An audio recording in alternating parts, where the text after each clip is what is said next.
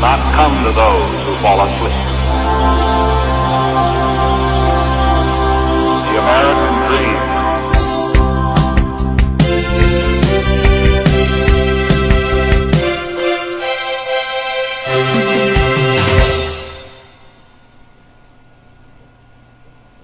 Hi, and welcome back. Again, my name is Paul Gruber, and this is the Pronunciation Workshop's 15th training session. Congratulations, you have made it to the final session.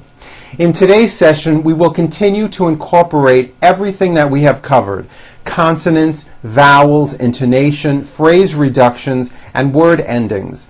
As I told you earlier in the program, I recommend that you speak out loud when you are practicing this material, and also try to listen really hard to my pronunciation. Try to hear it when I voice my Z endings. Zzz. Try to hear it when I pronounce a correct TH sound, th, or bring my lips forward for an R or a W sound, w. As I told you earlier, if you are able to recognize many of these speech sounds when you hear them, well, that alone is crucial in helping you speak with proper pronunciation.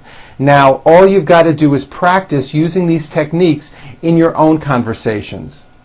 Okay, let's begin with some reading passages. You'll see that they start out easy and progressively become more difficult. For today, I wanted to give you some material that I thought was challenging. You will also find these passages in your workbook under Session 15. Here we go. A foreign student.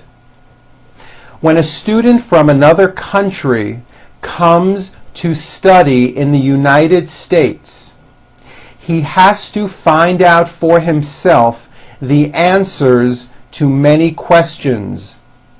And he has many problems to think about. Where should he live?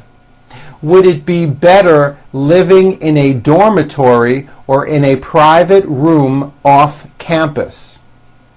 Should he spend all of his time studying, or should he take advantage of the many cultural and social activities that are offered? At first, he may not feel that he fits in with the American culture. He may not feel confident when he speaks. Little by little, however, he learns how to handle himself in various situations. Finally, he begins to feel very secure and at home. Unfortunately, this long-awaited feeling doesn't develop suddenly. It takes time. Very good. Okay, the next paragraph is on volcanoes. Volcanoes are holes in the Earth's crust which allow molten rock to escape from beneath. The molten rock or lava may flow out gently, or it may be blasted high in the air with gas and ash in a violent explosion. There are 850 active volcanoes around the world. Do you know where these mountains of fire are found? 3/4 of them are found within a zone called the Ring of Fire. One edge of the zone stretches along the west coast of the Americas from Chile to Alaska. The other edge runs along the east coast of Asia from Siberia to New Zealand. 20% of these volcanoes are located in Indonesia. Other big groupings are in Japan, the Aleutian Islands, and Central America. Very good. Okay, this next paragraph is about the Chinese language. Chinese is a most unusual language.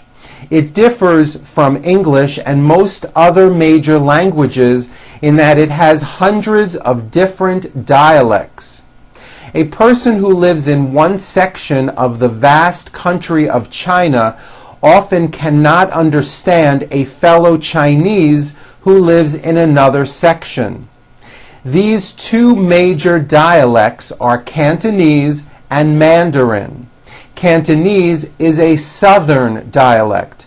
Mandarin, a dialect that originated in northern China, is spoken by more Chinese than any other dialect. Non-Chinese people often say that the Chinese seem to sing their language. Chinese sounds as though it is sung because many words are only one syllable long, and because the tone of voice changes for each word. As in English, many words have more than one meaning. The speaker's tone of voice indicates each word's specific meaning. Even more fascinating than the variety of spoken sounds is the Chinese written language. It has no alphabet. Instead, it employs signs called characters. Each spoken word in the language is represented by a separate character. Originally, the characters were drawings that depicted the meanings of the words. But over the years, they have simplified, and most no longer look like the things they represent. Very good. Okay, this next paragraph is on the supercontinent. Around 100 to 150 million years ago, there may have been only one continent on our planet.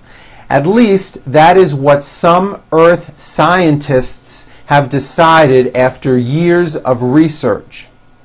If you look at the map of the world carefully, you can see that the present-day continents could be thought of as the pieces to a gigantic jigsaw puzzle.